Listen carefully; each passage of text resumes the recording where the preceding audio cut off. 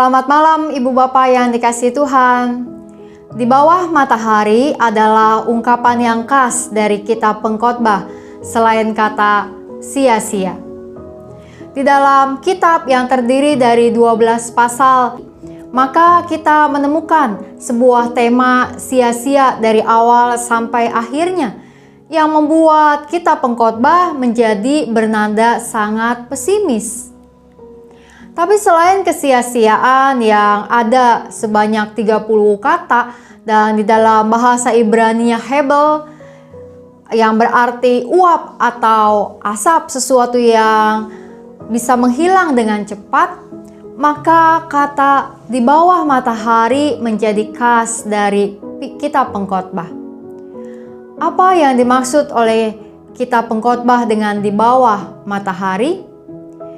Ketika kita bicara tentang lapisan kehidupan yang dijalani oleh orang-orang Israel pada zaman dulu, mereka mempercayai bahwa dunia ini terbagi atas 3 lapisan, yaitu lapisan yang paling bawah, di bawah bumi, yaitu untuk dunia orang mati, lalu di atas bumi dengan batasnya langit, yaitu di mana manusia dan segala makhluk ciptaan ada. Lalu di atas langit atau dalam ungkapan kitab Pengkhotbah kemudian di atas matahari, di mana keberadaan Allah ada di sana. Maka ungkapan di bawah matahari berarti adalah tentang kehidupan kita manusia dan segala makhluk yang ada di dunia ini, di bumi ini.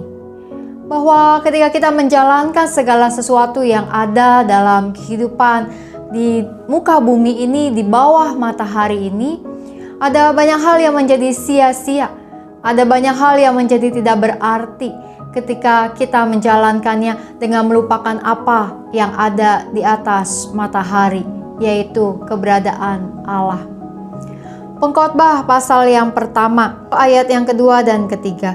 Kesia-siaan belaka, kata Pengkhotbah, kesia-siaan belaka. Segala sesuatu adalah sia-sia. Apakah gunanya manusia berusaha dengan jerih payah di bawah matahari?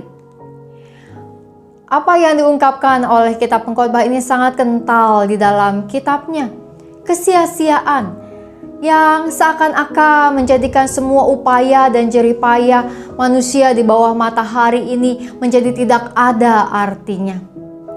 Namun tentu ketika kita Pengkhotbah menyampaikan apa yang menjadi hasil observasi, apa yang menjadi hasil pengamatan, apa yang menjadi hasil pemaknaan tentang kehidupan di dunia ini, bukan untuk menjadikan kehidupan kita sebagai manusia yang kemudian merasa bahwa tidak ada hal yang menjadi berarti dalam dunia ini, melainkan apa yang diungkapkan kitab Pengkhotbah tentang semua kesia-siaan, tentang segala upaya di bawah matahari ini, semuanya untuk menolong kita memikirkan, merenungkan apa hal-hal yang penting, apa hal-hal yang paling mendasar di dalam kehidupan kita yang Tuhan perkenankan dan percayakan kepada kita.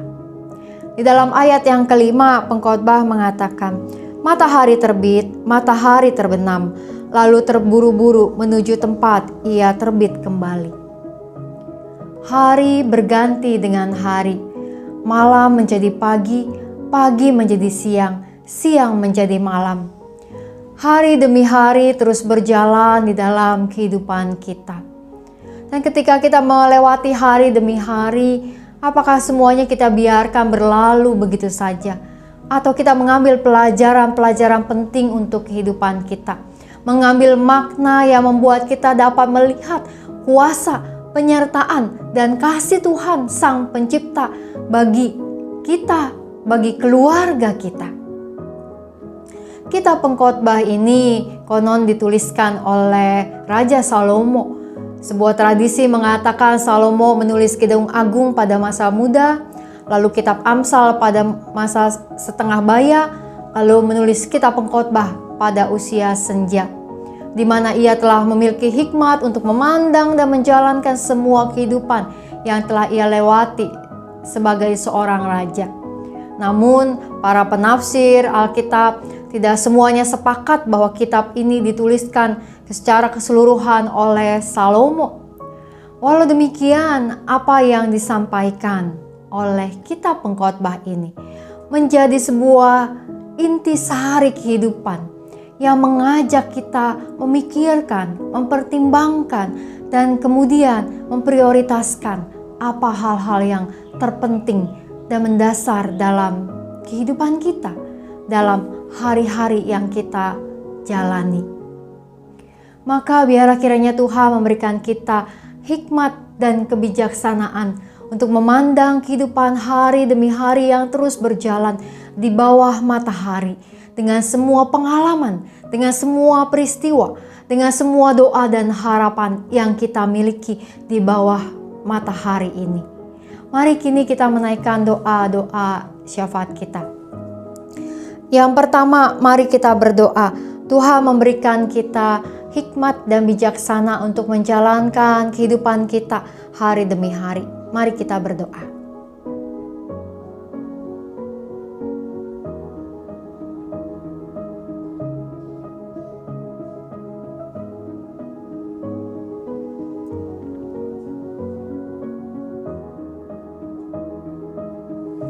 Yang kedua, mari kita berdoa untuk setiap umat Tuhan yang berada di bawah matahari, di dalam semua pergumulan kehidupan kita pada masa kini. Mari kita doakan.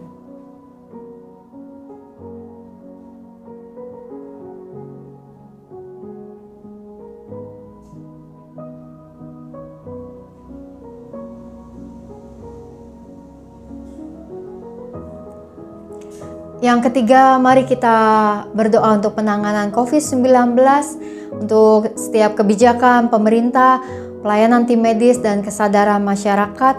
Kita berdoa untuk vaksin serta obat yang diupayakan agar semuanya menjadi baik dan dapat membuat masyarakat menjadi sehat kembali. Kita doakan.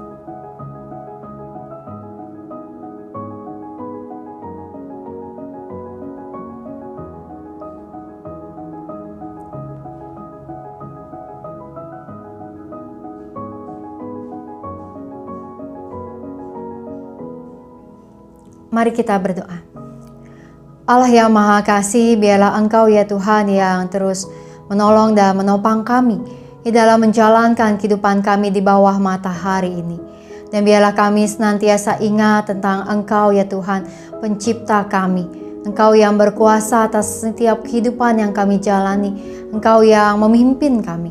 Tuhan, biarlah Engkau juga yang menyertai kami dalam istirahat kami di malam hari ini. Juga ketika kami esok hari akan bangun, menyongsong hari yang baru, biarlah kami dapat menjalankan tugas dan tanggung jawab kami dan mengambil makna, memiliki perenungan yang mendalam tentang kehidupan yang Engkau mau nyatakan bagi kami hari demi hari.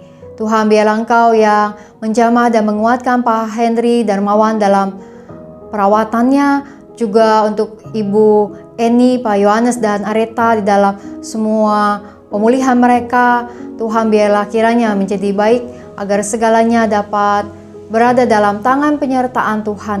Tuhan, kami berdoa juga biarlah kiranya di malam hari ini kami dapat beristirahat dengan baik, dengan tenang, dan kami dapat merasakan kasih dan penyertaan-Mu di dalam kehidupan kami di malam hari ini. Hanya dalam nama Tuhan Yesus Kristus kami berdoa. Amin. Esok hari kita akan membahas tentang jerih payah di bawah matahari. Bapak Ibu sekalian bisa membaca terlebih dahulu kitab Pengkhotbah pasal yang kedua untuk kita bahas bersama-sama. Selamat malam dan Tuhan memberkati.